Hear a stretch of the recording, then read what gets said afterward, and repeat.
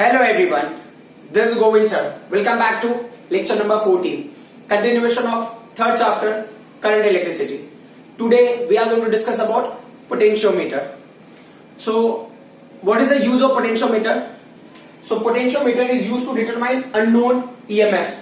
The way we were using meter bridge was used to determine unknown resistance. Over here, potentiometer is used to determine unknown EMF.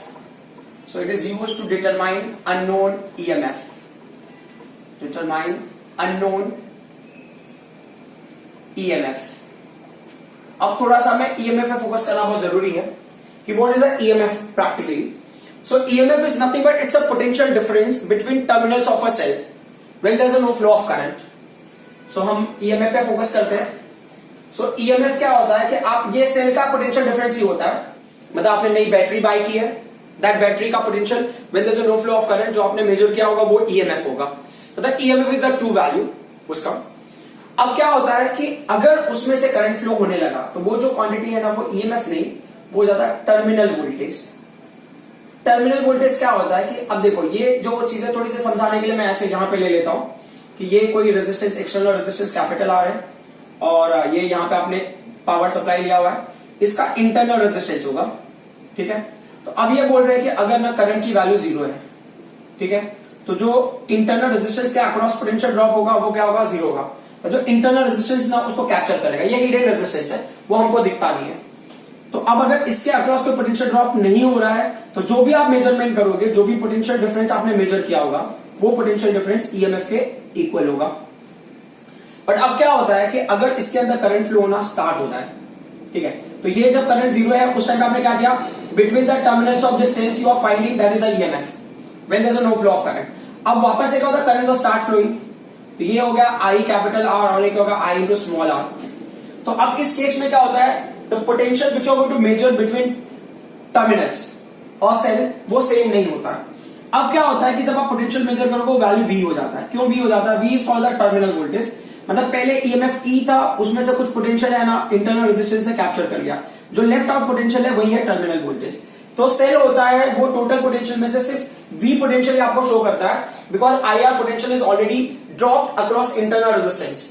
तो जो ये internal resistance ने use कर दिया है तो cell के पास सिर्फ ना V अमाउंट ऑफ पोटेंशियल हमको दिखता है और अब मेजर भी करोगे तो उतना ही पोटेंशियल मिलेगा. This is the terminal voltage. Terminal voltage तब एक्शन में आता है जब इंटरनल रेजिस्टेंस के अंदर से करंट फ्लो होगा या जब सेल से करंट फ्लो होगा. सो इंटरनल रेजिस्टेंस ने उतना पोटेंशियल कैप्चर कर लिया तो जो लेफ्ट आउट पोटेंशियल है वो टर्मिनल वोल्टेज हो गया. तो टर्मिनल वोल्टेज क्या होता है, ये भी होता है potential difference between the terminals of cell when current flows through cell.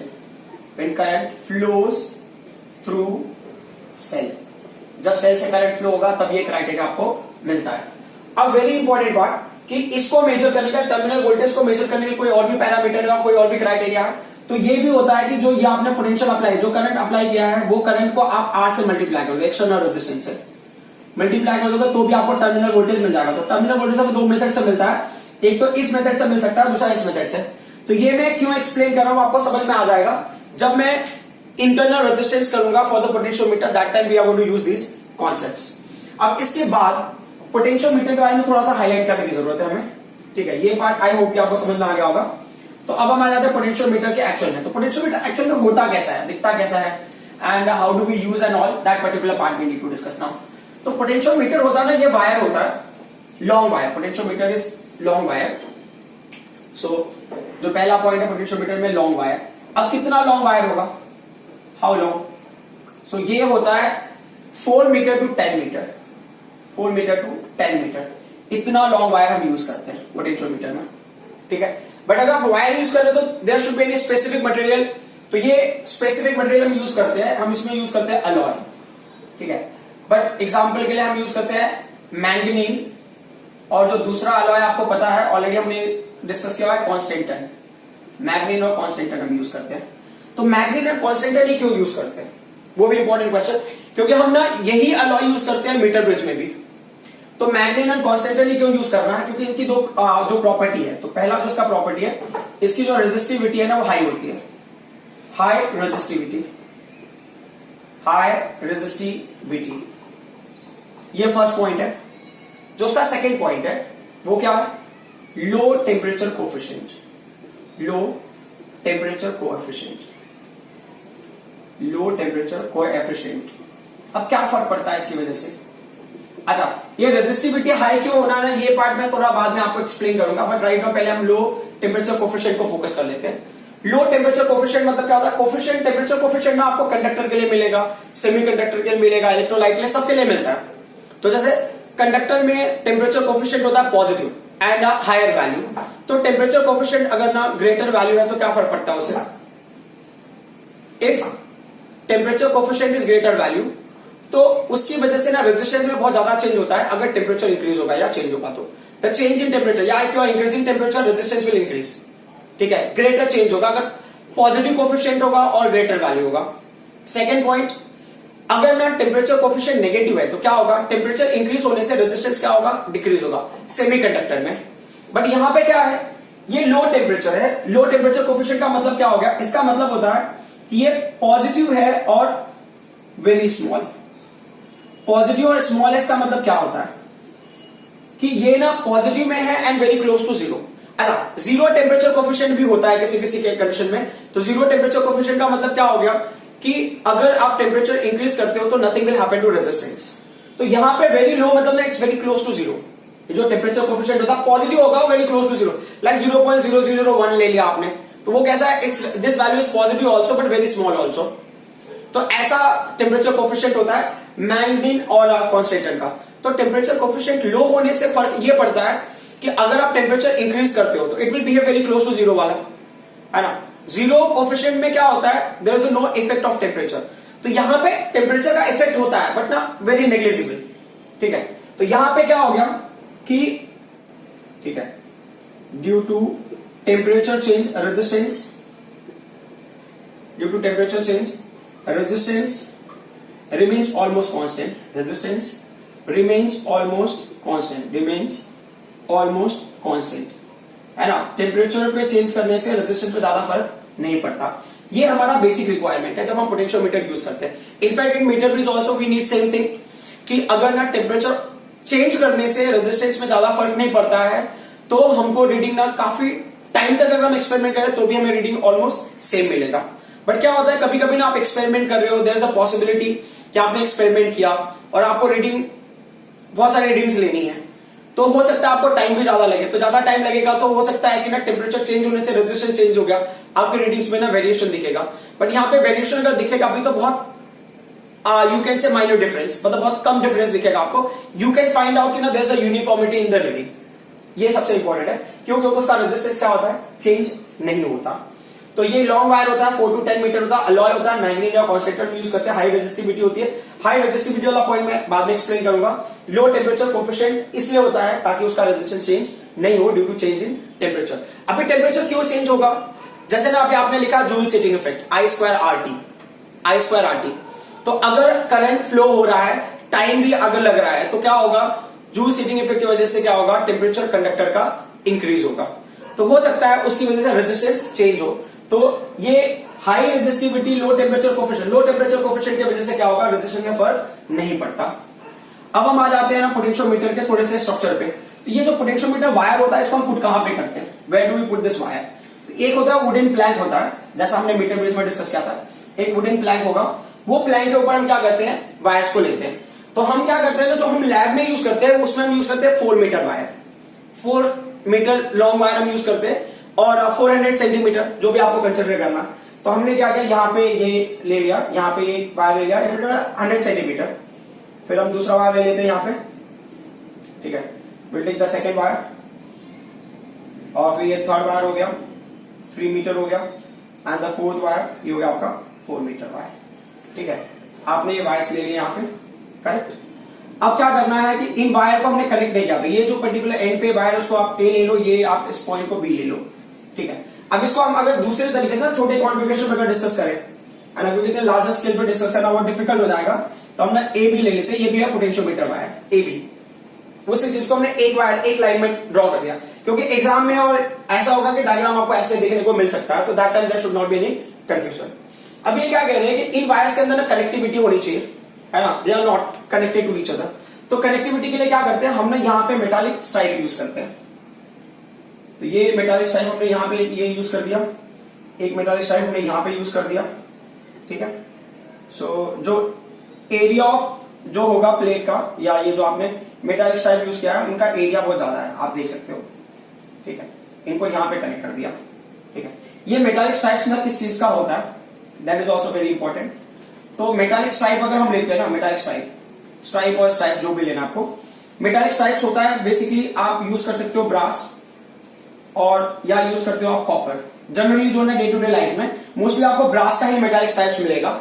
अगर आपको लेना है तो आप दूसरे कंडक्टर्स भी ले सकते हो, for example if you want to take, you can afford, तो आप सिल्वर गोल्ड का भी कंसिडर कर सकते हो, बट हम ना ब्रास और कॉपर का ही कंसिडर करें क्योंकि ये इजिली अफोर्डेबल है, ठीक है। ये अफोर्डेबल है तो हम इसको अफोर्ड कर सकते हैं, बट लैब में आपको मोस्टली ब्रास का ही मिलेगा, कॉपर का बहुत कम जगह पे देखने को मिलेगा आपको, ठीक है। तो अब मेटालिक स्ट्राइप्स का क्या होता है, देखो जब मैं लेंथ मेजर करता हूं तो क्या होता है, यहां से लेकर यहां तक जो आपने लेंथ मेजर किया, ये 100 सेंटीमीटर, ये फिर वापस 100 centimetre, 100 centimetre, 100 centimetre, so total 400 centimetre. और हम मेंशन भी करते हैं कि length of potentiometer wire is 400 centimetre. अब क्वेश्चन ये है कि मेटालिक स्ट्राइप का लेंथ क्यों नहीं लिया हमने, क्योंकि करंट ऐसे फ्लो के मेटालिक स्ट्राइप्स को कैसे जाएगा ना, तो मेटालिक स्ट्राइप्स का हम क्यों लेंथ नहीं लेते हैं। अगर आपने नोटिस किया होगा तो मीटर ब्रिज में भी हमने मेटालिक स्ट्राइप्स यूज किया था, उसका भी एरिया ज्यादा था, तो why do we use thick metallic stripes, है ना। यहां पे एक की पॉइंट ले लो, thick metallic stripes. Thick metallic stripes क्यों यूज करते हैं हम, ये पॉइंट बहुत इंपॉर्टेंट है हमारे लिए। तो जैसे अभी आपने लिया यहाँ पे R is the resistance, so resistance rho into L by A। तो अब इस कॉन्सेप्ट को थोड़ा सा हम लोग हाईलाइट कर लेते हैं कि इस केस में अगर आप देखोगे ना, तो रेजिस्टिविटी ना हम मेटालिक स्ट्राइप्स ले रहे हैं, मेटल है तो मेटल का ऑलरेडी रेजिस्टिविटी लो होती है, तो जिसकी वजह से रेजिस्टेंस क्या होगा, लो होगा। Plus when you will take the length comparatively when you are taking length in compare to wire, तो लेंथ भी छोटा है, तो यहां पे भी क्या होगा, रेजिस्टेंस विल बी लेस। और अब आप देख लो एरिया ऑफ ये metallic stripe, area is more because it's a thick, तो एरिया ज्यादा होने की वजह से क्या हो गया, एरिया ज्यादा होने की वजह से भी रेजिस्टेंस क्या हो जाता है, यहाँ पे कम हो जाता है। So all conditions are basically suitable for low resistance. तो मतलब ये मेटालिक स्ट्राइप का रेजिस्टेंस ना ऑलमोस्ट नेग्लिजिबल होता है। तो ये क्या करता है, ये पूरे फैक्टर्स जो है ना, ये क्या करते हैं, ऑफर्स मिनिमम रेजिस्टेंस। तो ये जो इतना मिनिमम होता है कि ऑलमोस्ट नेग्लिजिबल, आप ना नॉर्मल कंसिडरेशन में क्या कर सकते हो, नेग्लेक्ट कर सकते हो, तो ये नेग्लिजिबल रेजिस्टेंस होते हैं। तो इसके लिए जब हम ना लेंथ लेते हैं ये पोटेंशियोमीटर वायर का, तो हम मेटालिक स्ट्राइप्स को कंसिडर नहीं करते, क्यों, क्योंकि उसका रेजिस्टेंस बहुत मिनिमम होता है, उसके अक्रॉस पोटेंशियल ड्रॉप नहीं होता, ऐसा मान के चलते हैं। तो इसके लिए 100 सेंटीमीटर, 200 सेंटीमीटर, 300 सेंटीमीटर, 400 सेंटीमीटर उसके अक्रॉस ही पोटेंशियल ड्रॉप होगा। तो ये क्वेश्चन होता है पोटेंशियोमीटर के भी केस में और मीटर ब्रिज के केस में भी कि why do we use the thick metallic stripes. तो आपको ये बताना है कि मेटालिक स्ट्राइप्स का एरिया ज्यादा होने से क्या होगा, उसका रेजिस्टेंस लो होगा, minimum resistance it is going to offer. अब इस पॉइंट को हमने यहां पे ले लिया, तो जैसे कि अभी आप क्या करना है, इनको हम कनेक्ट करते हैं पावर सप्लाई से। So if you are connecting to the power supply, तो क्या होगा, ये आपने टर्मिनल ए को कनेक्ट कर दिया पावर सप्लाई। अब ध्यान रखना इसको पॉजिटिव टर्मिनल से ही कनेक्ट करना है हमको, ठीक है। तो ये पॉजिटिव टर्मिनल से कनेक्ट करता है, तो ये पॉजिटिव हो गया, नेगेटिव हो गया। Now it is connected to key, और आपको क्या करना है, करंट भी मेजर करना है कि करंट कितना फ्लो हो रहा है, क्या हो रहा है। तो उसके लिए आप क्या कर सकते हो, अमीटर भी कनेक्ट कर सकते हो। यहां पे आपने कनेक्ट कर दिया अमीटर, ठीक है। तो you will connect ammeter over here, हमने यहां पे अमीटर कनेक्ट कर दिया, ठीक है। अब क्या होता है, अमीटर से एक वायर जाएगा और यहां पे ये कनेक्ट हो गया रियोस्टैट को, ठीक है। तो रियोस्टैट क्या होता है, it will control the flow of current, कि करंट ज्यादा चाहिए कम चाहिए, तो उसके हिसाब से ये पॉजिटिव नेगेटिव, उस हिसाब से ये नेगेटिव हो जाएगा, ये पॉजिटिव हो जाएगा। तो दिस इज व्हाट रियोस्टैट, ठीक है। ये रियोस्टैट हो गया, मिलीमीटर हो गया। अब इसके अंदर करंट फ्लो होगा। अब एक और चीज है ना, ये जो हमने सेल लिया इसको हम ऑक्सिलरी और ड्राइविंग सेल भी बोल सकते हैं, ड्राइविंग सेल। ये आपका ना प्राइमरी सर्किट होता है, मतलब मेन सर्किट इज दिस, मतलब ये इस सेल की वजह से यहां पे करंट क्या हो रहा है, फ्लो हो रहा है। अब क्या होता है, आप यहां पे कंसिडर कर लो, तो टर्मिनल ए हमने ले लिया, उसी को हम थोड़ा सा स्मॉलर स्केल पे स्टडी कर रहे हैं। तो यहाँ पे पावर सप्लाई हो गया, ये की हमने ले लिया यहाँ पे। अगर आपको रियोस्टैट लेना है तो you can take, otherwise there is no need, but हम समझ रहे हैं तो उसके हिसाब से ले लेते हैं। तो ये पावर सप्लाई हो गया, यहाँ पे आपने की ले लिया, ये हो गया आपका रियोस्टैट, ठीक है। सो ये इस तरह का, ये सेम चीज को हमने इस तरह से कन्वर्ट कर दिया। तो इट्स व्हाट ईएमएफ, ये ऑक्सिलरी सेल वगैरह उसको आपने ईएमएफ ई दे दिया, ये ए एम बी, और ये हो गया रियोस्टैट आर एच, अब सबसे इंपॉर्टेंट पॉइंट कि जब इसमें करंट फ्लो हो रहा है, तो आप इमेजिन करो करंट यहां से फ्लो हो रहा है, ठीक है, ये पर्टिकुलर पार्ट। तो ऐसा हो सकता है ना कि यहां पे जो ईएमएफ है ना, ईएमएफ कैसे यूज हो रहा है, EMF will be use like V plus V dash. What is the V? V is the potential difference या पोटेंशियल ड्रॉप। ये V हो सकता है जब ऐसे यहां पे मूव करेगा तो वायर के अक्रॉस कुछ तो पोटेंशियल ड्रॉप होगा, करेक्ट ना। ये V हो सकता है पोटेंशियल ड्रॉप अक्रॉस वायर, ये है पोटेंशियल ड्रॉप, कहां पे होगा पोटेंशियल ड्रॉप अक्रॉस वायर, ठीक है, ये वायर के अक्रॉस है। और V डैश क्या है? V डैश हो सकता है potential drop across other component, potential drop across other component, across other components, है ना। हो सकता है एक्सटर्नल रेजिस्टेंस हो सकता है इंटरनल रेजिस्टेंस ने पोटेंशियल कैप्चर कर लिया हो। तो ऐसी पॉसिबिलिटी है कि हमने सर्किट को ईएमएफ ई अप्लाई किया हुआ है बट वायर को ईएमएफ ई नहीं मिल रहा होगा, ऐसा पॉसिबिलिटी है। तो आप इमेजिन करो कि जो वायर को एक्सपीरियंस हो रहा होगा पोटेंशियल ड्रॉप वो होगा V और ये 0 होगा, ऐसा हम इमेजिन करते हैं, ठीक है। और इसका नंबर वैल्यूज भी ले लेते हैं, मान लो ये V की वैल्यू 10 होगी और यहाँ पे ये वैल्यू 0 हो गया, वो हिसाब से। तो ये इसके अक्रॉस, ये किसके अक्रॉस है? ये अक्रॉस है वायर, ठीक है, ये वायर के अक्रॉस इतना पोटेंशियल एक्सपीरियंस हो रहा है। तो होता ऐसा है कि जैसे आप वायर के अक्रॉस आगे बढ़ते हो पोटेंशियल ड्रॉप होता है। पोटेंशियल ड्रॉप होने का मतलब क्या हो गया कि यहां पे आते तो पोटेंशियल हो गया, फॉर एग्जांपल ले रहा हूं मैं, ये पोटेंशियल 9 हो गया, फिर पोटेंशियल 8 हो गया, इन दैट ना मैं बहुत ज्यादा सेक्शन ले लिया जस्ट टू अंडरस्टैंड, ठीक है। सिमिलरली यहां लास्ट में आएगा तो पोटेंशियल 1 हो जाएगा, फाइनली क्या हो जाएगा 0 हो जाएगा। ये पोटेंशियल ड्रॉप है, ये यहां पे। अच्छा, एक चीज जो आप समझने वाली बात यहां पे कि अगर आपने यहां 9 वोल्ट हो गया, 9 वोल्ट मतलब ना ये इतने पर्टिकुलर वायर का पोटेंशियल 9 वोल्ट होगा, ये पर्टिकुलर पार्ट का। और अगर ये 8 वोल्ट है तो ये पर्टिकुलर एंड पे 8 वोल्ट है और यहां पे अदर एंड पे क्या है 0 है। मतलब इतने दूर का पोटेंशियल डिफरेंस हमें पता चल रहा है। मतलब पूरे वायर का पोटेंशियल डिफरेंस कितना है? 10 माइनस 0 दैट इज 10 वोल्ट, या V minus 0 that is V volt. अब अगर यहां पे अगर वायर लेना है, ये पर्टिकुलर पार्ट में पोटेंशियल ड्रॉप हो गया, कितना पोटेंशियल ड्रॉप हुआ यहां पे ड्रॉप हो गया 1 वोल्ट। 1 वोल्ट ड्रॉप होगा तो यहां पे कितना हो गया? अभी 9 वोल्ट हो गया। ये 1 वोल्ट क्यों ड्रॉप होता है? 1 वोल्ट पोटेंशियल ड्रॉप होता है क्योंकि V is equal to I into capital R, V is equal to I into capital R। तो अब क्या है कि R जो है रेजिस्टेंस है ना, यहां पे रेजिस्टेंस होगा तो ये I हो गया, फिर रेजिस्टेंस के लिए रो इंटू एल बाई ए हो गया, ठीक है, इस वजह से पोटेंशियल ड्रॉप हो रहा है। अब इसको अगर और आगे अगर आप एक्सटेंड करोगे तो V is equal to rho by A क्या होता है? Rho by A. तो अब यहां पे देखो आपको पता है R इज इक्वल टू क्या होता है? रो इंटू एल बाय ए होता है। इस हिसाब से R अपॉन एल की वैल्यू क्या हो जाएगी? रो अपॉन ए हो जाएगा। इसको हमने लिया है सिग्मा। तो इसको पढ़ते क्या है? Resistance per unit length. इस टर्म को हम पढ़ते हैं रेजिस्टेंस पर यूनिट लेंथ, ठीक है, ये पर्टिकुलर पॉइंट। सो अब इस हिसाब से लोगे तो ये हो गया I हो जाएगा, यहां पे सिग्मा हो जाएगा और यहां पे क्या होगा? L हो गया, है ना। हमने रो और ए की वैल्यू को रिप्लेस कर दिया और I इंटू सिग्मा की जो वैल्यू होती है ना उसको आपने इमेजिन कर लिया K। What do we call to K वो हम बाद में देख लेते हैं। तो यहां पे एक चीज जो आप नोटिस करोगे वो ये है कि जो पोटेंशियल ड्रॉप है ना, पोटेंशियल ड्रॉप ये किसको प्रोपोर्शनल है? लेंथ को प्रोपोर्शनल है। मतलब V is proportional to length, मतलब जितना ज्यादा लेंथ आप कवर करोगे उतना ज्यादा पोटेंशियल ड्रॉप होगा। मान लो कि इतना लेंथ लिया तो 1 ड्रॉप हो गया, 1 वोल्ट ड्रॉप हो गया। अब मतलब 9 से 8 होने के लिए मतलब ये वापस से 1 वोल्ट ड्रॉप हो रहेगा। मतलब लेंथ जैसे जैसे बढ़ रहा है। अब मान लो यहाँ पे अगर आप आ गए तो ये हो गया 7, तो ये 1 वोल्ट उसके अंदर और ऐड हो गया, है ना। ये हो गया 1 वोल्ट और, तो यहां से यहां तक का कितना ड्रॉप हो गया? यहां से यहां तक होगा 3 वोल्ट ड्रॉप, यहां से यहां तक कितना ड्रॉप होगा? 1 वोल्ट, यहां से यहां तक कितना 2 वोल्ट, यहां से यहां तक 3 वोल्ट। पोटेंशियल ड्रॉप होने का मतलब यही होता है कि ये जो V है ना, ये पोटेंशियल ड्रॉप। ये पोटेंशियल ड्रॉप किसके ऊपर डिपेंड कर रहा है? ये डिपेंड करता है लेंथ के ऊपर। So more the length more the potential will drop. तो उसकी वजह से आपको यही क्वेश्चन मिलता है, V is equal to K into L, ठीक है। अब क्या होता है, हम K के ऊपर फोकस करते हैं। तो K क्या होता है? K is equal to V by L आपने ले लिया। तो कभी भी ना कोई भी टर्म होगा, आप ये चीज ध्यान दे लेना कि अगर यहाँ पे x है, कोई भी क्वांटिटी x लिया हमने, x अपॉन अपना डिस्टेंस ले लो या लेंथ ले लो, you take x upon distance और x अपॉन लेंथ। तो आप इमेजिन करो कि अगर ये वैल्यू ना क्या होती है? डिक्रीज होती है। इफ x की वैल्यू डिक्रीज होती है, क्यों डिक्रीज होती है? क्योंकि ना ये इंक्रीज हो रहा है। मतलब x कोई क्वांटिटी है जो डिक्रीज होता है due to increase in length, तो उसको हम बोलेंगे ना, जो उनका रेशियो लेंगे उसको हम बोलेंगे ग्रेडियंट। इसको हम पढ़ेंगे x ग्रेडियंट, ये पूरे टर्म को पढ़ेंगे हम x ग्रेडियंट।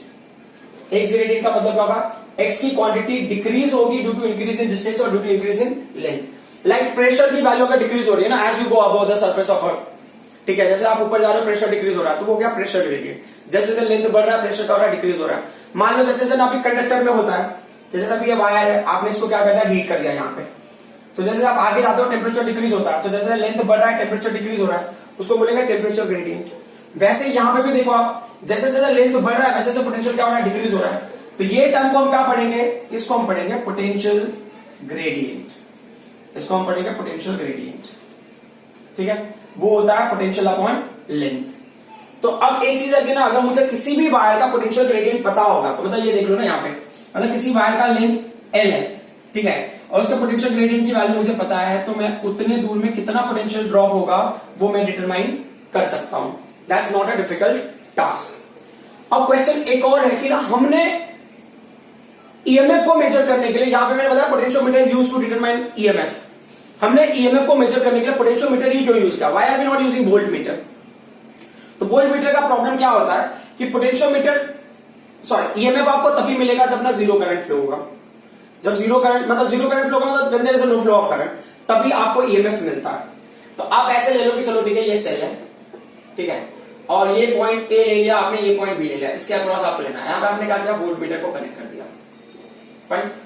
अब आप इमेजिन करो कि अगर R is low for the volt meter, if ये लो लेना, if resistance of volt meter is low, अगर वोल्ट मीटर का रेजिस्टेंस लो होगा तो क्या होगा, इसमें से करंट फ्लो हो जाएगा। तो करंट फ्लो हो गया तो ईएमएफ वाला टारगेट तो अचीव भी नहीं होगा ना। ईएमएफ कब मेजर होगा, जब ना करंट फ्लो नहीं होगा।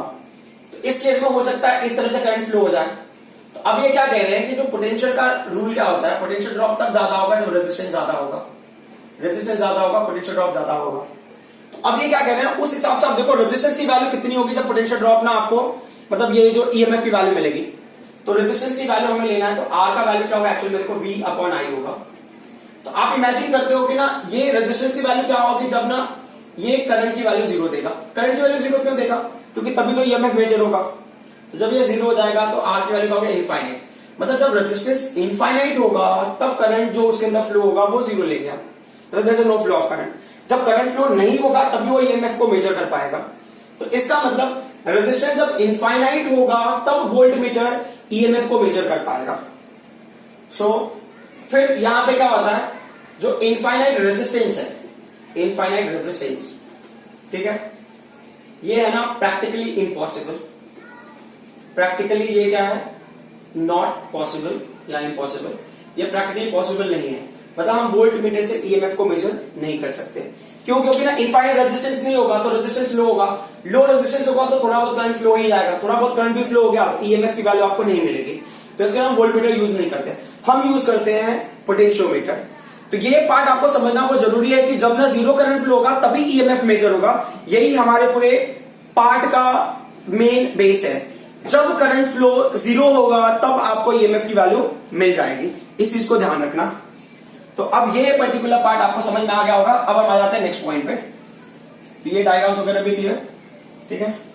अब पोटेंशियल ग्रेडियंट के हिसाब से हम आगे बढ़ेंगे। अब क्या होता है कि हम देखने की कोशिश करते हैं कि क्या होता है। अब यहां पे ना आपको टास्क क्या है, आपको ईएमएफ मेजर करना। तो किसका ईएमएफ मेजर करना वो देख लेते हैं। तो हम एक अलग से सेल लगाएंगे इसके अक्रॉस, अक्रॉस नहीं मतलब ये पर्टिकुलर पार्ट को मैं थोड़ा सा रख देता हूं। तो ये आपने समझ लिया होगा कि जो पोटेंशियल ग्रेडियंट होता है वो क्या होता है, पोटेंशियल ड्रॉप होता है। पोटेंशियल ड्रॉप किसके ऊपर डिपेंड करता है, पोटेंशियल ड्रॉप करता है लेंथ ऑफ ये जो आपने वायर यूज किया है उसके, ठीक है। ये हो गया आपका सर्किट डायग्राम, यहां पे ये कंडीशन हो गया। तो ये क्या कह रहे हैं, अब आपको क्या करना है, एक सेल कनेक्ट करना है। You connect a cell. तो जैसे मैं इस डिवाइस के हिसाब से लूं, तो इस डिवाइस के हिसाब से आपने यहां पे ले लिया एक सेल, यहां पे आप कनेक्ट कर दो, ठीक है। ये सेल को हम बोलेंगे primary cell, this is called the primary cell, जिसका हमको ईएमएफ क्या करना है, डिटरमाइन करना है। प्राइमरी सेल है, अगर आपको चाहिए तो यहाँ पे की पुट कर दो इफ यू वांट। फिर हमने गैल्वेनोमीटर ले लिया है, फिर गैल्वेनोमीटर को हमने कनेक्ट कर दिया एक डिवाइस है जिसको कॉल्ड है जॉकी, ठीक है। और ऐसा होता है कि ये जॉकी को आप ये वायर पे कहीं पे भी आप स्लाइड कर सकते हो या टैप कर सकते हो, you are having that figure. So ये जो पर्टिकुलर पॉइंट है इसको अगर लेना है तो ये आपका मेन ईएमएफ हो गया और ये हो गया प्राइमरी सेल का ईएमएफ। अब इसको फोकस करके देखते हैं होता क्या है कि हमको कैसे पता चलेगा कि जीरो करंट फ्लो हो रहा है। तो ये जो गैल्वेनोमीटर है ना, गैल्वेनोमीटर में फोकस करो, जैसे गैल्वेनोमीटर लिया हमने, गैल्वेनोमीटर में यहाँ पे जीरो कैलिब्रेशन होता है, फिर यहाँ पे 10 होता है, फिर 20 होता है, फिर ये 30 होता है, ठीक है। Same thing this side also, ये 10 हो गया, 20 हो गया, ये 30 हो गया। तो अब क्या होता है कि जब करंट नहीं फ्लो होगा तो जो नीडल है वो इंडिकेट करेगा जीरो को। जब करंट फ्लो होगा तो या इस साइड होगा या उस साइड होगा, मतलब करंट फ्लो हो रहा है, इसका मतलब ये।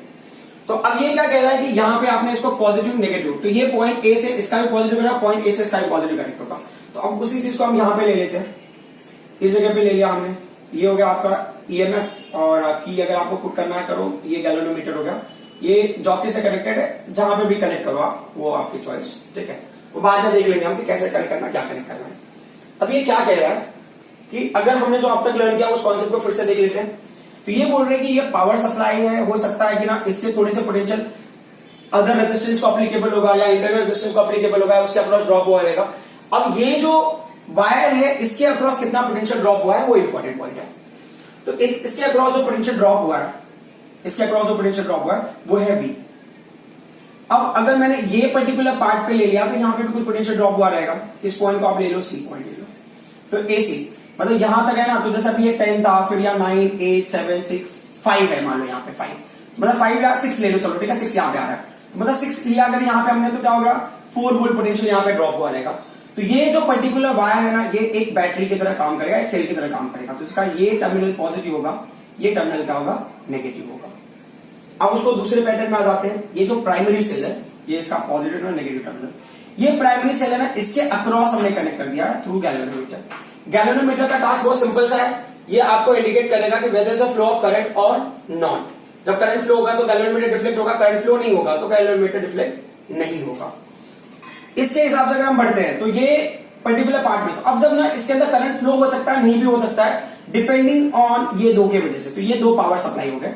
अब इस पावर सप्लाई को समझने से पहले एक और चीज देख लो यहाँ पे कि ये पार्ट बहुत इंपॉर्टेंट है उस सेक्शन को समझने के लिए। तो ये पॉजिटिव नेगेटिव हो गया, और यहां पे मैंने वापस से पॉजिटिव नेगेटिव ले लिया, मतलब ये पॉजिटिव टर्मिनल इस पॉजिटिव टर्मिनल को कनेक्टेड है। कुछ वैसा ही कंडीशन यहाँ पे हो रहा है, ये वायर के अंदर जो पोटेंशियल ड्रॉप है ये एक सेल की तरह काम कर रहा है, और एक सेल हमने यहाँ पे कनेक्ट किया हुआ है, तो दोनों का पॉजिटिव पॉजिटिव साथ में कनेक्टेड है, नेगेटिव नेगेटिव साथ में कनेक्टेड है, दे आर कनेक्टेड पैरेलली।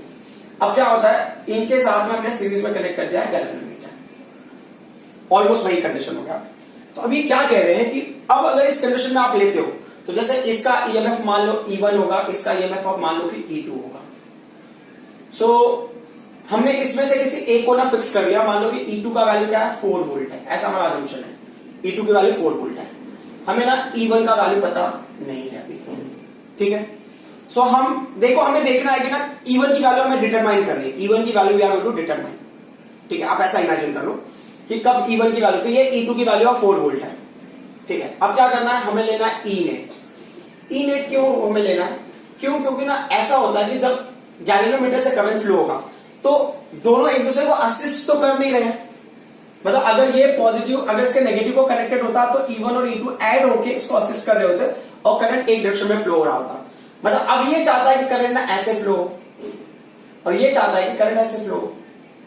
अब दोनों ईएमएफ में क्या होगा, हमें निकालना है नेट ईएमएफ। नेट ईएमएफ क्या होगा, आप ऐसे इमेजिन कर लो, ये क्या है E2 है माइनस क्या है E1 है। तो अब मैंने देखो E2 की वैल्यू ले लिया, E2 की वैल्यू 4 है हर केस में, बराबर है, इन ऑल केसेस आप देखेंगे E2 का वैल्यू 4। अब मान लो कि E1 की वैल्यू आपने बाय मिस्टेक लिया, जैसे भी 0 अप्लाई की होगी, मतलब आपने अप्लाई नहीं किया, तो कितना वोल्ट हो गया, 4 वोल्ट हो गया। तो E नेट का वैल्यू ना E2 के हिसाब से कंट्रोल हो रहा है अभी, क्यों, क्योंकि E1 का वैल्यू हमने ले लिया। तो करंट कैसे फ्लो होगा, करंट फ्लो होगा अकॉर्डिंग टू E2 के हिसाब से करंट फ्लो होगा। मान लो गैल्वेनोमीटर उस वजह से करंट किधर डिफ्लेक्शन दिखा रहा है, लेफ्ट में डिफ्लेक्शन दिखा रहा है, ठीक है। जब ना E2 ग्रेटर होगा E1 के कंपेयर में, तो ये क्या करेगा, लेफ्ट में डिफ्लेक्शन दिखाएगा, इसके करंट को इंडिकेट करता है। अब मान लो कि ना हमने E1 की वैल्यू को इंक्रीज कर दिया, 1 वोल्ट हो गया अगर वो, तो अब ओवरऑल क्या होगा, 3 वोल्ट एक्ट होगा। अभी भी ओवरऑल 3 वोल्ट इसी का इफेक्टिव होगा, तो उसके डायरेक्शन में फ्लो होगा। अब मान लो कि 1 वोल्ट और इंक्रीज कर दिया तो अभी ये 2 वोल्ट हो गया, एक और इंक्रीज कर दिया तो ये 1 वोल्ट हो गया, एक और इंक्रीज कर दिया तो 4 वोल्ट, ये 0 हो गया। यहां पे इंपॉर्टेंट पार्ट आप देखो, ये जो पर्टिकुलर पार्ट है वो कॉन्सेप्ट को हम वहां यूज करेंगे। तो यहां पे आपने क्या किया, E2 की वैल्यू को आपने फिक्स किया, E1 की वैल्यू को इंक्रीज कर रहे हो। तो व्हाट इज हैपनिंग, जैसे आप E1 की वैल्यू को इंक्रीज कर लो, E2 का इंपैक्ट में धीरे धीरे कम होता जा रहा है, मतलब E नेट का वैल्यू भी क्या हो रहा है, डिक्रीज हो रहा है। एक टाइम ऐसा आता है जब E2 और E1 का वैल्यू क्या हो जाता है, इक्वल हो जाता है। ये पॉइंट नोट करना, जब E1 एंड E2 का वैल्यू इक्वल हो जाएगा उस टाइम पे जो करंट फ्लो होगा गैल्वेनोमीटर से वो हो जाएगा 0, मतलब ईएमएफ अप्लाई 0 हो गया तो करंट फ्लो नहीं होगा। अब क्या होता है, मान लो इसके आगे में बढ़ गया, तो मतलब E2 का वैल्यू 4 है, मान लो कि E1 का वैल्यू 5 हो गया, तो ये क्या हो जाएगा -1। -1 का मतलब क्या होता है, यहां पे माइनस का मतलब नेगेटिव नहीं लेना, माइनस का मतलब है ना अब जो पोटेंशियल है ना उसी सर्किट में ऑपोजिट डायरेक्शन में अप्लाई हो गया, अब ये इफेक्टिव हो जाएगा। तो जब ये इफेक्टिव हो जाएगा तो E2 के वजह से करंट नहीं फ्लो होगा, अब करंट फ्लो होगा E1 की वजह से। तो जब करंट E1 की वजह से फ्लो होने लगेगा तो देखो ये स्लोली ना ऐसे चेंज होते होते ना 0 पे आया था, ठीक है। 0 पे आने की वजह से ये पर्टिकुलर पॉइंट पे 0 पे आ जाएगा, और ये जो पॉइंट है ना यहाँ पे ये 3 पे थोड़ा सा राइट में जाएगा, फिर राइट पे, फिर ये पॉइंट पे 0 पे हो गया। अब उसके बाद क्या होगा, it will start shifting on right hand side. क्यों? क्योंकि ना अब ये सेल इफेक्ट में आ गया है। तो यहां पे क्या गैल्वेनोमीटर आपका लेफ्ट में डिफ्लेक्शन दिखा रहा है, राइट में डिफ्लेक्शन दिखा रहा है। इसका मतलब यही होता है कि अगर सर्किट में 2 सेल है तो अप टू सर्टेन एक्सटेंट तक वो क्या करेगा, लेफ्ट का डिफ्लेक्शन दिखा रहा है, मतलब कि ना अब एक सेल का इफेक्ट ज्यादा है। अगर गैल्वेनोमीटर राइट में डिफ्लेक्शन दिखाने लगा मतलब हो सकता है कि अब ना सिनारियो चेंज हो गया, अब दूसरा जो सेल है ना वो इफेक्ट में आ गया या उसका इंपैक्ट ज्यादा हो गया in compare to the first one. ध्यान से देखो, जब तक E2 का स्ट्रेंथ ज्यादा होगा डिफ्लेक्शन लेफ्ट में है, जैसे E1 का स्ट्रेंथ ज्यादा होगा वैसे क्या होगा, डिफ्लेक्शन राइट में होने लगेगा। मतलब इसका इफेक्ट ज्यादा होगा तो राइट में डिफ्लेक्शन, इसका इफेक्ट ज्यादा होगा तो लेफ्ट में डिफ्लेक्शन। ये पॉइंट आपको समझ में रहनी चाहिए। तो ये सारी चीजें क्लियर हो गई। हाँ, अब ना हम आ जाते हैं कि ये पोटेंशियल ड्रॉप यहां पे हुआ है, ठीक है। तो इस पॉइंट के हिसाब से हमें लेना, तो ये क्या हो गया ना, आप डिसाइड करो कि ये जो है ना, ये जो वायर के ऊपर पोटेंशियल ड्रॉप हो तो फिक्स है। मान लो कि अगर मैंने इतने दूर तक का लेंथ लिया तो अलग पोटेंशियल ड्रॉप है, इतने दूर का लेंथ का अलग पोटेंशियल ड्रॉप है, इतने दूर का लिया तो अलग पोटेंशियल ड्रॉप है। जैसे एग्जांपल के लिए ले लो आप कि हमने K वाली वैल्यू ले लिया, K का वैल्यू क्या है, V/L है, बराबर। तो V का वैल्यू आप इमेजिन करो ना 4 वोल्ट आपने अप्लाई किया, यहां पे जो वैल्यू है ना EMF की वैल्यू या इसके अक्रॉस जो अप्लाइड है, मतलब ठीक है, ये ऐसा इमेजिन कर लो कि no external R and no internal R, मतलब एक्सटर्नल इंटरनल बिल्कुल भी नहीं है। जो भी पोटेंशियल ड्रॉप है अक्रॉस इसके हो रहा है, और आपने जो सप्लाई की वैल्यू दी वो कितना है, 4 वोल्ट। मान लो यहाँ पे 4 वोल्ट अप्लाइड है, यहाँ पे एग्जांपल के लिए अब ये 10 वाला वैल्यू आप हटा दो, मतलब जो हमने सप्लाई दिया वो कितना है, 4 वोल्ट है, वो पूरा 4 वोल्ट इस वायर को लग रहा है। तो 4 volt is applied to wire. ये पॉइंट बहुत क्लियर होना चाहिए, जो लेंथ L पे ये 4 वोल्ट लगेगा। हो सकता है EMF की वैल्यू ना एक्सटर्नल रेजिस्टेंस और इंटरनल रेजिस्टेंस को जाएगा तो हमें वो EMF नहीं लेना है, तब हमें वायर का अलग से पोटेंशियल मिलेगा। वायर को कितना पोटेंशियल लग रहा है इज वेरी इंपॉर्टेंट। जब एक्सटर्नल रेजिस्टेंस नहीं है, इंटरनल रेजिस्टेंस नहीं है, तो EMF पूरे का पूरा इस वायर को एप्लीकेबल होगा, ऐसा हम इमेजिन करके चल रहे हैं। तो अभी अगर 4 वोल्ट होगा तो कितना लेंथ हमने ले लिया, 400 सेंटीमीटर ले लिया, तो कैंसिलेशन बाद वैल्यू कितना होगा, 0.01 वोल्ट पर सेंटीमीटर। इसका मतलब होगा 1 सेंटीमीटर ना 0.01 वोल्ट ड्रॉप करेगा, ये समझ लो। तो ये क्या कह रहे हैं कि यहां पे ना देखो, ये जो पर्टिकुलर सेल आप ले रहे हो, यहां पे ये जो आपने लिया है प्राइमरी सेल, आप इमेजिन, ये इमेजिन करने के लिए बोल रहा हूं क्योंकि हम तो वैसे नॉर्मली मेजर करते हैं, ये इमेजिन कर रहा हूं कि ये 1 वोल्ट है। अभी हम कॉन्सेप्ट समझ रहे हैं, जो प्रैक्टिकली करेंगे तो देखेंगे क्या होता है। तो इमेजिन करो ये 1 वोल्ट है, आपको देखना है कि कैसे पता चल रहा है कि ये 1 वोल्ट है, ये कैसे डिटरमाइन करेगा ये वाला सर्किट। तो अब नोटिस ये करो कि यार देखो V का फॉर्मूला क्या है, V is equal to K into L। ये क्या हो गया, ये है प्रिंसिपल ऑफ पोटेंशियोमीटर। ये हो गया प्रिंसिपल, किसका प्रिंसिपल, पोटेंशियोमीटर का। तो ये प्रिंसिपल ऑफ पोटेंशियोमीटर क्या है वो देख लेते हैं। तो अगर ना समझो कि आपने ये अप्लाई किया है तो इसमें ना करंट फ्लो हो रहा है, ठीक है। ये जो वायर होना चाहिए ना ये यूनिफॉर्म होना चाहिए, यूनिफॉर्म इधर से अगर ना एरिया चेंज होता रहेगा, है ना, ये वायर का होना चाहिए यूनिफॉर्म क्रॉस सेक्शन एरिया होना चाहिए इसका, uniform cross section area. So cross section area uniform होगा तो रेजिस्टेंस कांस्टेंट होगा ऑलमोस्ट, क्योंकि हम तो देख रहे हैं ना टेम्परेचर कोएफिशिएंट भी हम वेरी स्मॉल ले रहे हैं, we don't want to change the resistance. अभी एरिया की वजह से रेजिस्टेंस ना हर पार्ट का चेंज नहीं होना चाहिए, तो we want uniform cross section area. तो अभी ये क्या बोल रहे हैं कि और आपको करंट अगर कांस्टेंट फ्लो हो रहा होगा तो ये बोल रहे हैं ना when constant current flows, when constant current flows through potentiometer wire, potentiometer wire या पोटेंशियोमीटर वायर या नॉर्मल वायर ले लो आप जो वाला है, through wire so of uniform cross section area, uniform cross section area and composition. Composition मतलब ना जो अलॉय आपने हर पार्ट में यूज किया, मतलब ईच एंड एवरी पार्ट में जो अलॉय का मिक्सचर होगा वो सेम होगा। So composition each and every part में यूनिफॉर्म होना चाहिए और जो एरिया होगा वो भी यूनिफॉर्म होगा। कॉम्पोजिशन जो मटेरियल अलॉय यूज किया ना, जो भी आपने जो मेटल या जो भी ऐड करके आपने बनाया होगा वो सब सेम होना चाहिए थ्रू आउट द वायर, और उसका एरिया क्रॉस सेक्शन भी क्या होना चाहिए, सेम होना चाहिए। ऐसे केस में क्या होगा, ऐसे केस में जो पोटेंशियल ड्रॉप है, potential drop across any length, ठीक है, is directly proportional to length of that wire, directly proportional to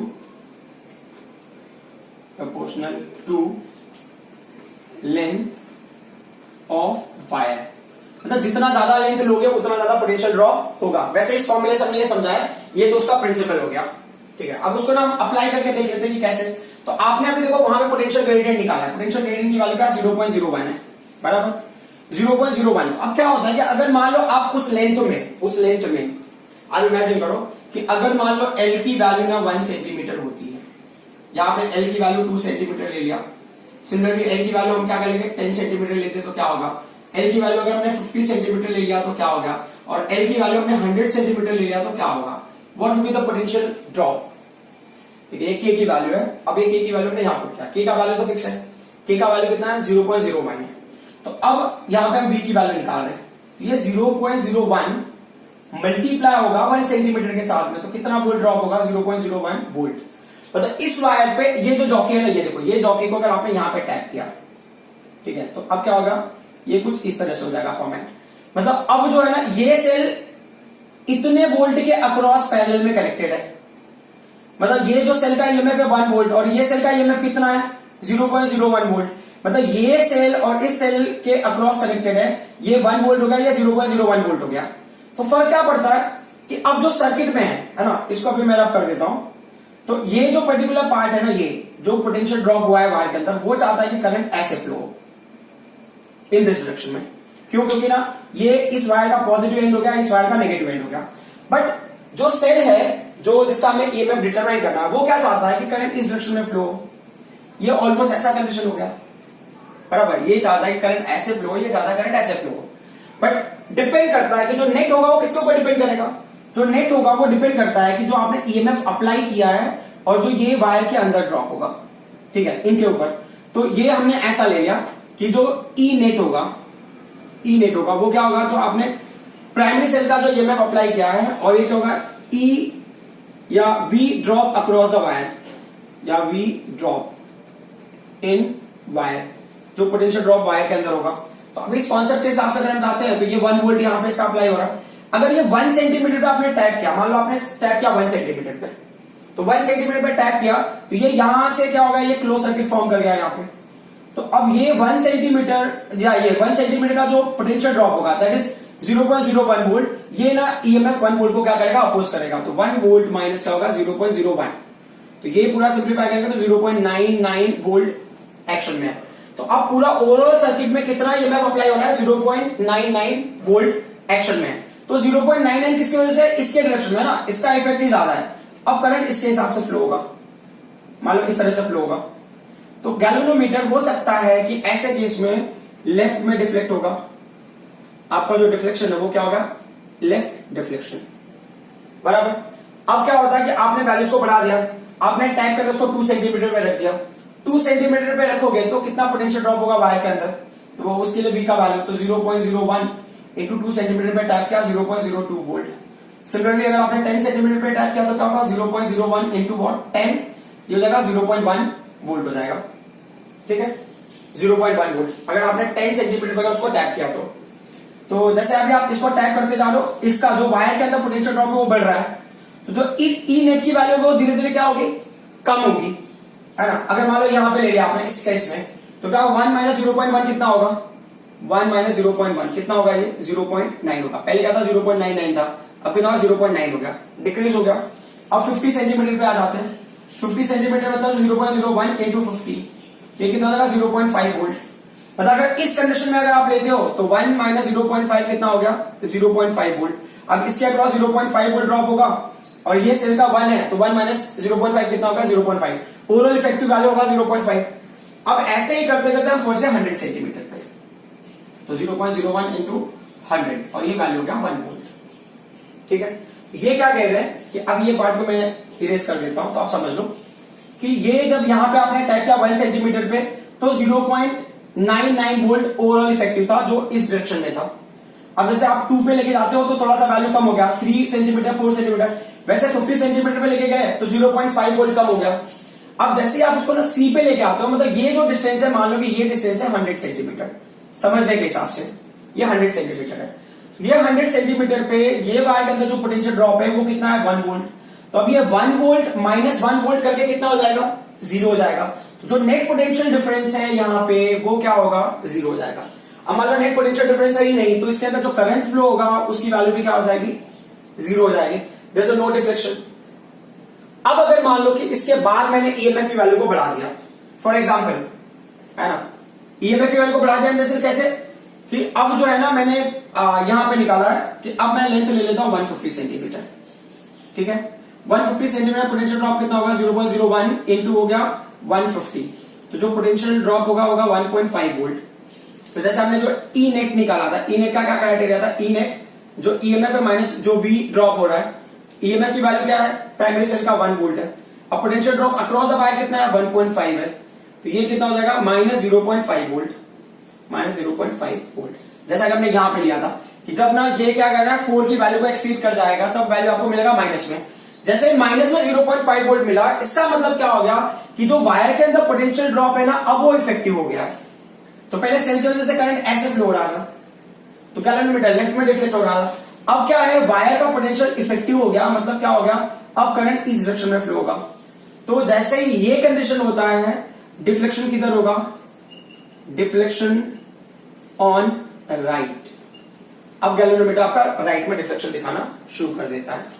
तो इसको एक और पैटर्न में समझ लेते हैं कि जैसे आपने लेफ्ट हैंड पे टैप किया, लेफ्ट हैंड पे टैप करोगे ना तो मान लो कि लेफ्ट हैंड पे यहां पे एकदम बहुत very close to zero, very close to zero होगा तो क्या होगा वायर का कोई पोटेंशियल ड्रॉप नहीं है, पूरे का पूरा इसका इफेक्ट है, तो इसकी वजह से करंट लेफ्ट में आ रहा है।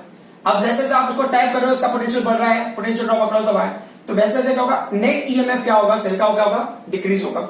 अब धीरे धीरे जो है डिफ्लेक्शन वो चेंज हो रहा है, वो डिक्रीज हो रहा है ना, यहाँ पे कलर पहले 30 पे फिर धीरे धीरे कम हो रहा है। जैसे ही ना 100 सेंटीमीटर पे पहुंचते हो potential drop across the wire will be equal to potential of this primary cell, तो नेट पोटेंशियल डिफरेंस 0 हो जाएगा और कोई करंट फ्लो नहीं होगा, ये ऐसे 0 पे दिखाएगा, ये हो गया नल डिफ्लेक्शन। अब क्या होता है जैसे आपने वायर को उसके आगे प्रोसीड किया तो क्या होगा, अब जो डिफरेंस है ना ये जो पोटेंशियल ड्रॉप है across the wire that will be more than the primary cell का ईएमएफ। तो अब क्या होगा करंट का डायरेक्शन चेंज हो जाएगा, जैसे करंट का डायरेक्शन चेंज होगा इसका डिफ्लेक्शन किधर होगा राइट की तरफ शिफ्ट होगा। फिर जैसे आप एंड पे जाते हो तो मैक्सिमम करंट फ्लो होगा क्योंकि अब मैक्सिमम वैल्यू मिलेगा हमको पोटेंशियल ड्रॉप का बिकॉज ऑफ वायर जब आप बी पे पहुंचोगे। तो ये यही बताता है कि जब आप लेफ्ट हैंड पे टैप कर रहे हो तो प्राइमरी सेल का होगा, राइट हैंड पे टैप कर रहे हो तो जो पोटेंशियल ड्रॉप वायर के अंदर उसकी वजह से डिफ्लेक्शन है, और सेंटर पे एक ऐसा पॉइंट होगा या इन बिटवीन कहीं पे भी कोई पॉइंट होगा 10 सेंटीमीटर 20 सेंटीमीटर 100 सेंटीमीटर, जैसे मैंने एग्जांपल के लिए लिया इसको 400 मीटर 400 सेंटीमीटर, बट 100 सेंटीमीटर में भी इस एग्जांपल के हिसाब से क्या है 0 डिफ्लेक्शन मिल गया। तो जब 0 डिफ्लेक्शन हो रहा है उस टाइम पे करंट की वैल्यू 0 है, तो करंट की वैल्यू 0 है, नो डिफ्लेक्शन, उस टाइम पे जो भी ईएमएफ मेजर होगा वो क्या होगा actual EMF of the cell, और जो भी पोटेंशियल डिफरेंस मेजर होगा वो होगा एक्चुअल ईएमएफ ऑफ सेल। इस टाइम पे जो भी पोटेंशियल डिफरेंस मेजर होता है ये हम कंपैरेटिवली ले रहे हैं, कंपैरेटिवली। इसका मतलब क्या हो गया ना कि अगर आपको लेंथ पता चल गया तो लेंथ पता चल गया, लेंथ कितना 100 सेंटीमीटर, 100 सेंटीमीटर को हमने क्या किया इसके पोटेंशियल ग्रेडियंट से मल्टीप्लाई कर दिया 0.01 से, क्या गया 1 वोल्ट। तो जब ये 100 सेंटीमीटर लेंथ पे था तभी इसका डिफ्लेक्शन क्या हो गया 0 हो गया। इसका मतलब जो वायर के अक्रॉस पोटेंशियल होगा वो पोटेंशियल प्राइमरी सेल के पोटेंशियल के इक्वल होगा। अगेन आई रिपीट, अगर यहां पे डिफ्लेक्शन 0 हो गया तो हमें क्या लेना है कि जो पोटेंशियल डिफरेंस होगा ना अक्रॉस, या जो पोटेंशियल ड्रॉप होगा अक्रॉस वायर, ये वायर, वो पोटेंशियल ड्रॉप अगर प्राइमरी सेल के ईएमएफ के इक्वल होगा तभी करंट 0 होगा। तो हमने ये लेंथ निकाला, उस लेंथ को हमने मल्टीप्लाई कर दिया उसके पोटेंशियल ग्रेडियंट से, तो हमें पता चला कितना पोटेंशियल है। तो हमें वायर का पोटेंशियल ड्रॉप पता चल गया, जिसके रेफरेंस में हम क्या करेंगे सेल का ईएमएफ अज्यूम कर लेते कि इसका भी ईएमएफ क्या होगा 1 वोल्ट होगा। ठीक है, मैं एक बार फिर से रिपीट करता हूं पोटेंशियोमीटर में। तो पोटेंशियोमीटर क्या होता है, एक लॉन्ग वायर 4 to 10 मीटर होगा, कॉन्स्टेंटर और मैंगनीन हम यूज करते हैं, जो टेम्परेचर कोफिशिएंट है वो क्या होगा बहुत लो होगा। अब उसमें एक पॉइंट था ना हाई रेजिस्टिविटी, हाई रेजिस्टिविटी क्यों, जब रेजिस्टिविटी हाई होगा ना तो छोटे से लेंथ के लिए भी ज्यादा पोटेंशियल ड्रॉप होगा, समझ आ रहा है। रेजिस्टिविटी अगर हाई होगा तो पोटेंशियल ड्रॉप ना ज्यादा होगा, तो पोटेंशियल ड्रॉप बढ़ाने के लिए हम क्या करते हैं, रेजिस्टिविटी हाई रखते हैं। ठीक है, ये पॉइंट कवर करना था। अब उसके बाद क्या, पोटेंशियोमीटर का जो है प्रिंसिपल आपको समझ में आएगा कि यूनिफॉर्म क्रॉस सेक्शन एरिया और कंपोजिशन होगा तो करंट फ्लो होता रहेगा कांस्टेंट। उस टाइम पे जो पोटेंशियल ड्रॉप होगा वो डायरेक्टली प्रोपोर्शनल होगा लेंथ को। और यहां पे जो पॉइंट हमको समझना है कि जब आपने प्राइमरी सेल को अक्रॉस पोटेंशियोमीटर वायर कनेक्ट किया है तो जब तक पोटेंशियल डिफरेंस होगा between the potential across the wire, जब तक पोटेंशियल डिफरेंस होगा between the potential drop across the wire and the primary cell, तब तक गैल्वेनोमीटर में करंट फ्लो होगा। जैसे ही potential drop across the wire will be equal to primary cell का पोटेंशियल, वैसे ही करंट फ्लो होना क्या होगा, स्टॉप हो जाएगा, दैट विल बी जीरो। तो उस टाइम पे जो लेंथ है उसको आप मेजर करो, उसके पोटेंशियल ग्रेडियंट से मल्टीप्लाई करो, you will get the potential drop across the wire. और फिर आप इमेजिन कर दो कि वही पोटेंशियल ड्रॉप ईएमएफ को रिप्रेजेंट करेगा और the primary cell. Now applications of potentiometer wire. So potentiometer को ना हम कहां पे उसको अप्लाई करते हैं वो पहले देख लो आप। तो जैसे यहां पे हमने लिखा comparison of EMFs of two primary cells, तो दो प्राइमरी सेल्स है उनके ईएमएफ को कंपेयर करना है कि कितने रेशियो से वो एक दूसरे को डिफर कर रहे हैं। सो ऐसे केस में क्या होगा, ये जो आपका मेन सर्किट है, जो प्राइमरी सर्किट है वो वैसे रहेगा, पोटेंशियोमीटर ए बी है, यहाँ पे आपने क्या कहा ड्राइविंग सेल या ऑक्सिलरी सेल कनेक्ट कर दिया यहाँ पे, या बैटरी कनेक्ट कर दिया, यहाँ पे क्या होगा, ये आपका मीटर हो गया और रियोस्टेट हो गया। ठीक है, अब आपको क्या ना दो सेल्स लेने क्योंकि हमको उनके ईएमएफ कंपेयर करने हैं।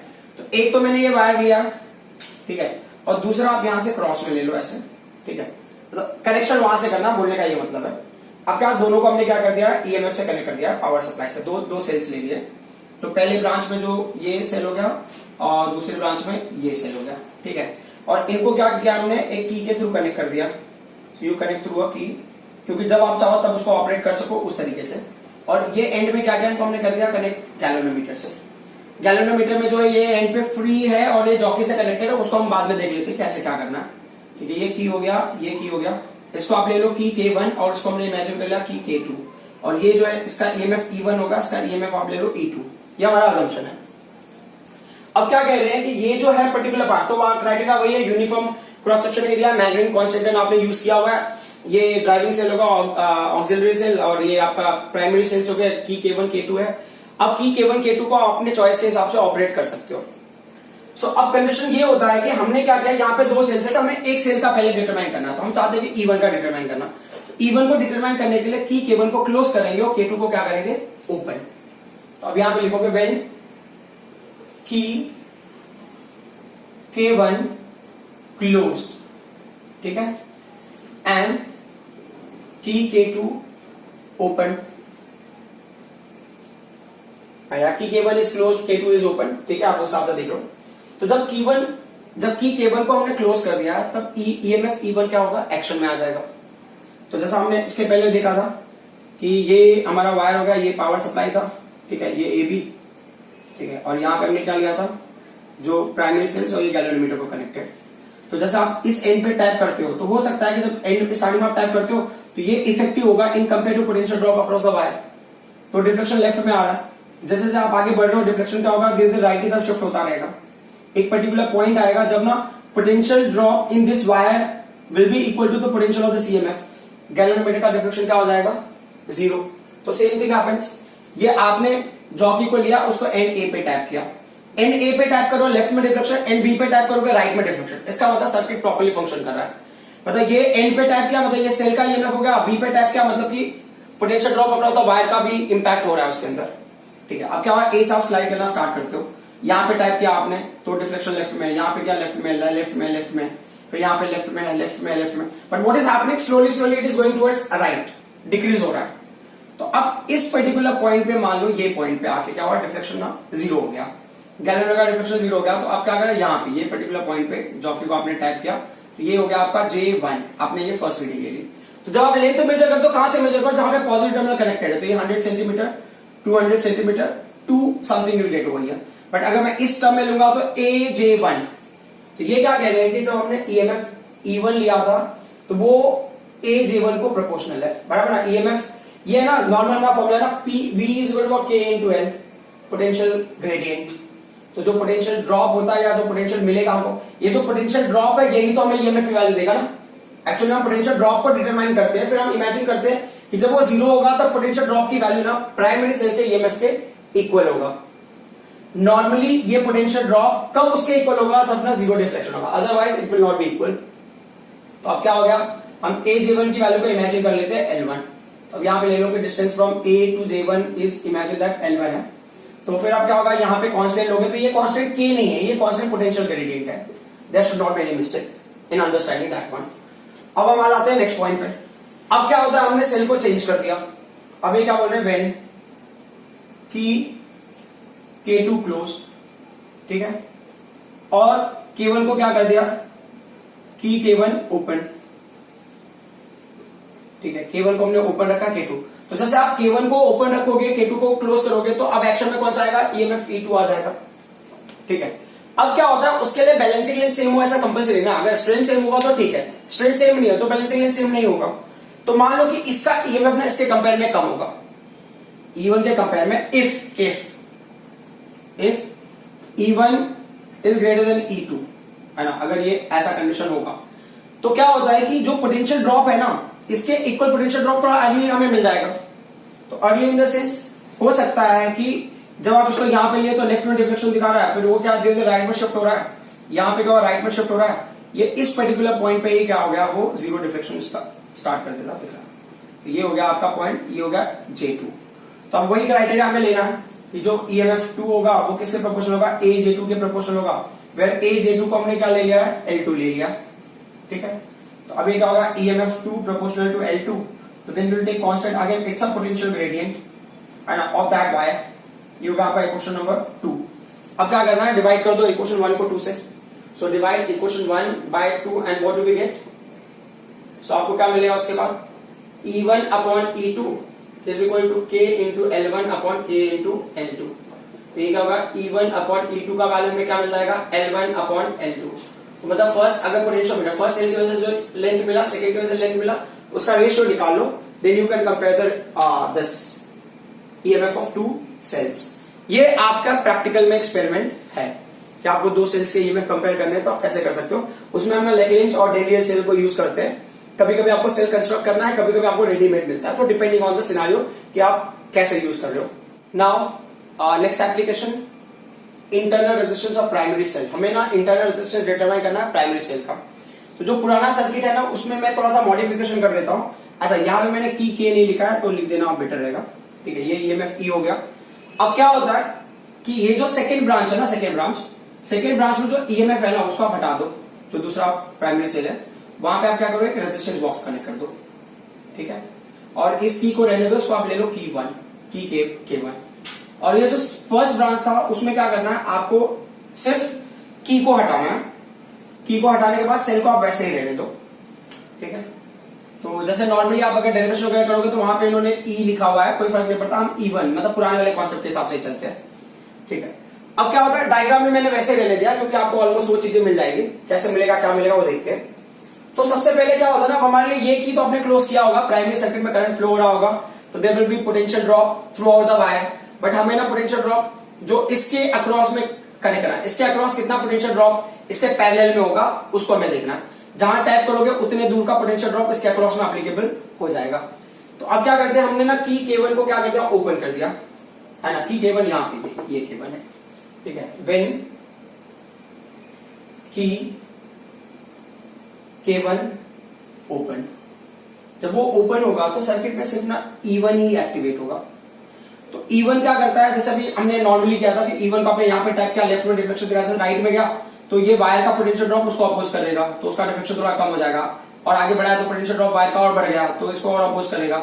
एक टाइम ऐसा आएगा जब potential drop in the wire will be exactly equal to EMF of primary cell, तो वो क्या हो जाएगा, बैलेंस हो जाएगा।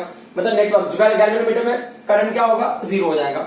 तो मान लो कि E1 के टाइम पे डिफ्लेक्शन हमें 0 कब मिला, जब ना J1 पे पहुंचा, मतलब galvanometer is not showing any deflection. तो ये क्या बोल रहा है कि जब आपने EMF अप्लाई किया तो A J1 डिस्टेंस पे जाके वो बैलेंस हो गया।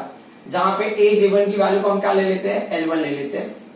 तो अब यहाँ पे L1 की वैल्यू तो E1 प्रोपोर्शनल हो गया L1, ठीक है। तो यहाँ पे E1 इज इक्वल टू क्या होगा, K इंटू L1।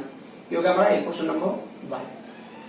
अब स्टोरी में छोटा सा ट्विस्ट आता है। ट्विस्ट क्या है वो चीजों को जरा देखना, क्योंकि ये पर्टिकुलर पॉइंट बहुत इंपॉर्टेंट है, काफी लोगों के लिए इसमें बहुत कंफ्यूजन होता है। तो अब ये क्या होता है, व्हेन की K2 इज क्लोज्ड, व्हेन की K2 नहीं K1, व्हेन की K1 क्लोज्ड, की K1 को क्लोज करने से क्या फर्क पड़ता है। तो एक्चुअल में क्या होगा ना, अगर इसको हम थोड़ा सा डिफरेंट वे से समझ लेना तो ज्यादा बेहतर होगा। इस डायग्राम को थोड़ा सा मैंने इम्प्रोवाइज कर देता हूं ताकि ना आपको समझने में बहुत थोड़ा हेल्प हो जाएगा। ठीक है, इसको ये डायग्राम को आप थोड़ा सा एक्सटेंड करके यहां तक ऐसे लेके आ जाओ, थोड़ा आपको समझने के लिए थोड़ा हेल्प हो जाएगा। क्या होता है कि जैसे हमने की K1 को क्लोज किया, ठीक है, की K1 को क्लोज करने के बाद बाकी का स्टोरी अलग है, वो जो बैलेंस कर रहा है नहीं कर रहा अलग है। यहां से करंट फ्लो होना स्टार्ट हो जाएगा और ये इस ब्रांच से होते हुए समझो कि यहां पे चला गया, बराबर। तो ये रेजिस्टेंस से जैसे ही करंट पास होगा तो ये क्या हो जाता है, तुरंत एक्शन में आ जाता है। अब ना जो ईएमएफ है ना वो क्या होगा, ड्रॉप होगा। ईएमएफ जो होगा वो ईएमएफ नहीं रहेगा, क्यों, क्योंकि करंट फ्लो होना स्टार्ट होगा। करंट को फ्लो होने के लिए उसको इस ब्रांच की जरूरत नहीं है, करंट इस ब्रांच में भी फ्लो हो सकता है। की को क्लोज कर दिया ना, अब करंट इस ब्रांच में भी फ्लो हो सकता है। तो जैसे ही करंट फ्लो होता है, ठीक है, व्हेन की K1 इज क्लोज्ड, ठीक है, so EMF E1 drops to, मतलब डिक्रीज होता है, drops to terminal voltage V, terminal voltage V, ठीक है। अब वो टर्मिनल वोल्टेज V में कन्वर्ट हो गया। तो अब ये जो E1 है ना वो E1 नहीं रहेगा, अब ये पूरा जो वैल्यू है वो किसमें कन्वर्ट हो गया, टर्मिनल वोल्टेज में। क्यों, क्योंकि सेल के अंदर से अब करंट फ्लो होने लगा है थ्रू दिस वन, और जो ईएमएफ का वैल्यू डिक्रीज हो गया है। तो अब ओवरऑल कितना ईएमएफ होगा, जो पहले E1 जो एक्शन में था ईएमएफ अब उतना नहीं, अब एक्शन में क्या होगा, टर्मिनल वोल्टेज होगा। अब एक्शन में टर्मिनल वोल्टेज, तो ये पूरे ब्रांच का जो टर्मिनल वोल्टेज, अभी ये पूरा पोटेंशियल डिफरेंस डिक्रीज हो गया इसका। तो अब इसको बैलेंस करने के लिए हमें उतने लेंथ तक नहीं जाना, we don't have to go till J1, मतलब ज्यादा लेंथ नहीं होगा, लेंथ क्या होगा, कम होगा। क्यों, क्योंकि ना ईएमएफ की वैल्यू डिक्रीज होकर टर्मिनल वोल्टेज पे आ गई है। अब टर्मिनल वोल्टेज के हिसाब से उसको क्या करेगा, बैलेंस करेगा। मान लो ये पहले ना 1.5 वोल्ट रहा होगा, लेकिन एक्सटर्नल रेजिस्टेंस लगाने की वजह से ये पर्टिकुलर की पुट कर देने से उसका पोटेंशियल ड्रॉप हो गया 1 वोल्ट हो गया। तो पहले 1.5 वोल्ट के लिए जब तक potential drop in the wire 1.5 volt नहीं हो रहा था तब तक वो जीरो डिफ्लेक्शन नहीं दिखा रहा था। अब क्या हो गया कि टर्मिनल वोल्टेज इसकी वजह से की केवल पुट करने से ये ईएमएफ में क्या होगा, ईएमएफ जो सेल है वो करंट कैरी करने लगा या करंट फ्लो होने लगा, तो उसका जो ईएमएफ वो डिक्रीज होकर कहा गया टर्मिनल वोल्टेज पे, मतलब 1.5 वोल्ट से 1 वोल्ट आ गया। तो अब ये कब जीरो डिफ्लेक्शन दिखाएगा, जब ना potential drop in the wire will be equal to 1 volt, तो वो उसके पहले ही बैलेंस हो जाएगा। तो यहाँ पे ये पॉइंट इंपॉर्टेंट है, EMF E1 drops to terminal voltage V। तो अब क्या होगा, जो V है ना वो बैलेंस करेगा किसको, J2 पे बैलेंस करेगा। तो जरा कि K1 को पुट करने के बाद अब टर्मिनल वोल्टेज एक्शन में आ गया, अब उसका बैलेंसिंग लाइन मिला J2 पे, तो AJ2। अब इमेजिन करो AJ2 का वैल्यू जो हो गया ना वो L2 हो गया, करेक्ट। तो ये क्या होगा, V प्रोपोर्शनल टू क्या होगा, L2 हो गया, या V is equal to potential gradient into what, L2। ये होगा आपका इक्वेशन नंबर 2। अब जो नॉर्मल मेथड है कि आप क्या करोगे, 1 को 2 से डिवाइड कर दो, तो डिवाइड इक्वेशन 1/2, तो क्या मिला आपको यहाँ पे, ये मिला E1 upon V is equal to क्या मिला आपको, K into L1 upon K into L2। K cancel हो गया, तो यहाँ पे क्या होगा, E upon V is equal to ये हो गया L1 अपॉन L2। ये हो गया आपका इक्वेशन नंबर 3। अब यहां से स्टोरी में ट्विस्ट आता है। ट्विस्ट ये है कि अगर आपको याद होगा, मैंने तो स्टार्टिंग में बताया था कि जैसे आप ये वाले को कंसिडर कर लो, ये ईएमएफ 1 होगा, इसका इंटरनल रेजिस्टेंस होगा, कुछ ना कुछ इंटरनल रेजिस्टेंस होगा। तो रूल के हिसाब से अगर ईएमएफ 1 है तो जब करंट फ्लो होने लगता है I, तो इंटरनल रेजिस्टेंस से मल्टीप्लाई कर दोगे तो कौन सी वैल्यू देगा, वो देगा आपको टर्मिनल वोल्टेज की वैल्यू। तो वही हो गया ना, पहले E1 था, जैसे ही ना आपने की को पुट किया करंट इस ब्रांच से फ्लो होने लगा। अभी इस ब्रांच का करंट कैसे फ्लो हो रहा है, इस ब्रांच का करंट है ये दोनों के पोटेंशियल डिफरेंस की वजह से हो रहा है, वायर का पोटेंशियल डिफरेंस और सेल का पोटेंशियल डिफरेंस। अब वो स्टोरी पे वो फोकस ही नहीं कर रहा, अब ये अपनी खुद की स्टोरी क्रिएट कर लिया इन्होंने। तो यहां पे करंट फ्लो होने लगा, तो ये क्या होगा, इसका जो पोटेंशियल ड्रॉप हो गया E1 से क्या हो गया, V पे चला गया। तो अब ये जो V की एक और वैल्यू होता है, V का वैल्यू कैसे डिटरमाइन कर सकते हैं, इस V का वैल्यू डिटरमाइन कर सकते हो by measuring the potential difference across this external resistance. तो बोल रहा है कि अगर I करंट को उस एक्सटर्नल रेजिस्टेंस से मल्टीप्लाई करते हो तो भी वैल्यू मिल जाएगा। अब बोल रहे हैं इस इक्वेशन को फिर अरेंज करो आप, इस इक्वेशन को अगर आप अरेंज करोगे तो क्या लिख सकते हैं, E1 is equal to, we can write V plus I into small r, है ना, E1 इज इक्वल टू ये उधर जाएगा प्लस हो जाएगा, और V का वैल्यू क्या है, V का value I into capital R, तो क्या I इंटू स्मॉल r। अब I को कॉमन ले लो, क्या होगा, ये capital R plus small r। तो ये हो गया EMF की वैल्यू, और एक इसकी वैल्यू हो गई टर्मिनल वोल्टेज की वैल्यू, बराबर। तो अब ये चीजें ना आप डायरेक्टली भी लिखोगे तो भी चलेगा। तो अब यहां लिख सकते हो सिंस व्हाट v का वैल्यू है i into R and E1 का वैल्यू क्या है? E1 का वैल्यू है I into capital R plus small r। Small r is the internal resistance. ये पार्ट को मैं रख कर देता हूं। अब इन वैल्यूज को हमने वहां पे पुट कर दिया थर्ड इक्वेशन में। Therefore इक्वेशन 3 becomes अब इक्वेशन 3 को क्या हो जाएगा? सो ये यहाँ पे ये E1 था। E1 के लिए हमने क्या पुट कर दिया? I ब्रैकेट में capital R plus small r upon V के लिए हमने क्या पुट कर दिया? I into R is equal to क्या है? L1 अपॉन L2 है। या वो I and I cancel. So R upon R की वैल्यू क्या होगी? सो R अपॉन R हो जाएगा प्लस क्या होगा? Small r upon capital R is equal to L1 upon L2 हो गया। ये R कैंसिल हो गया तो small r upon capital R की वैल्यू क्या होगी? ये 1 प्लस L1 अपॉन L2 हो गया। ये तो small r upon capital R की वैल्यू क्या हो जाएगी? ये हो जाएगा L1 अपॉन L2 माइनस 1 हमने यहां पे ले लिया। तो अब ये r की वैल्यू क्या हो जाएगा? स्मॉल r ये हो गया L1 upon L2 minus 1 multiplied by capital R। ठीक है, और अगर एक स्टेप और आगे लिखना है तो यू कैन राइट एलसीएम ले लो। ये L2 हो गया, ये क्या हो गया? L1 minus L2 into capital R। ये ऐसे हम डिटरमाइन करेंगे इंटरनल रेजिस्टेंस। सो देखो, हो सकता है आपको डेरिवेशन थोड़ा सा लेंथी लगा होगा, बट ना my main task is to make you understand each and every component और ईच एंड एवरी पार्ट। अब यहाँ पे ना कुछ एप्लीकेशन बेस्ड क्वेश्चन टाइप चीजें हैं जो हमें अंडरस्टैंडिंग के लिए देखना है। सो वो ये है कि क्या, अच्छा ये पार्ट तो क्लियर हो गया होगा।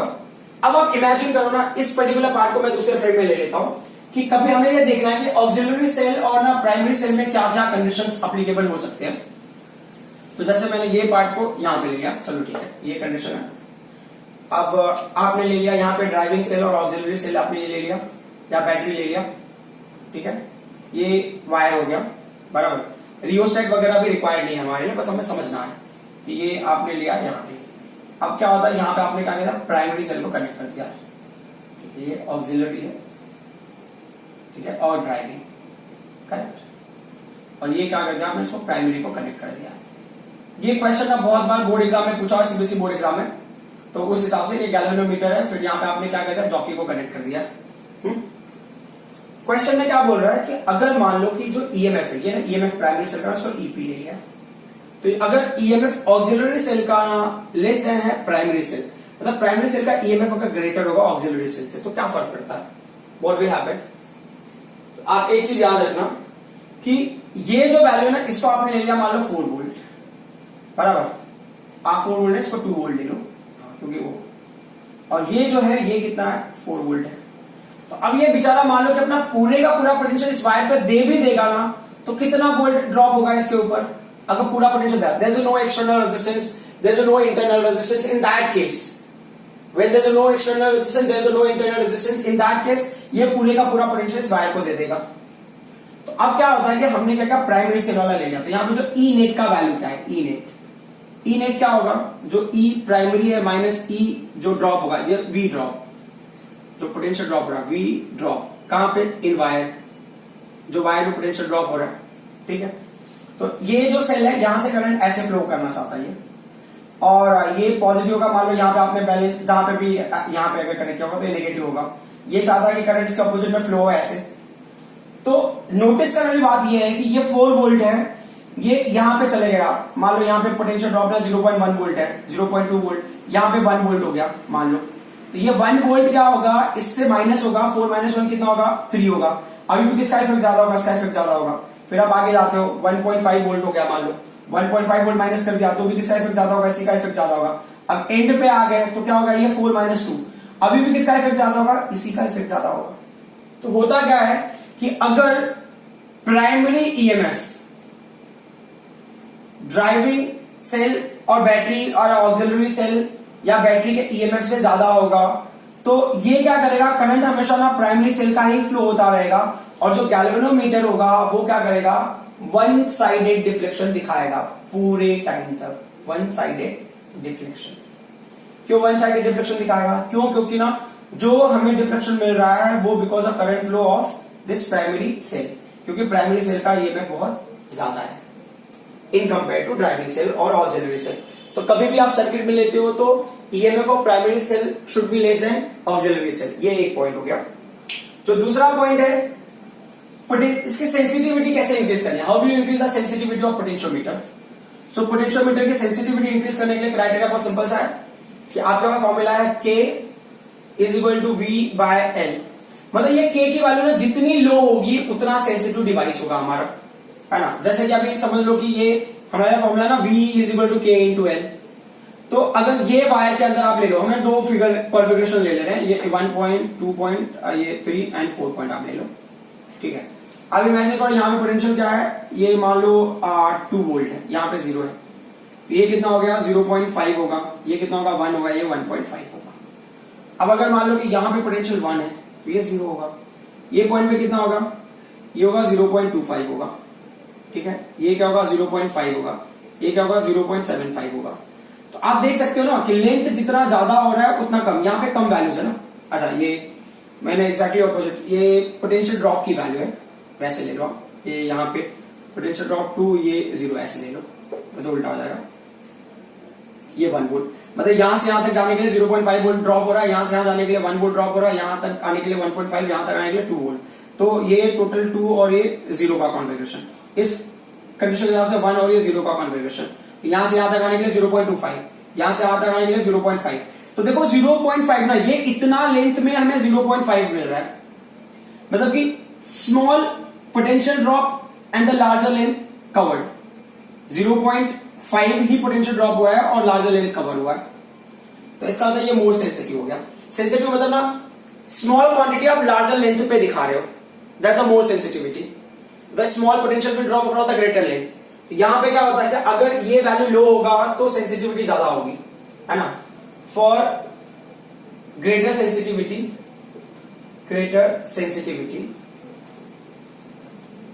जो K का वैल्यू हो क्या होना चाहिए, लो होना चाहिए।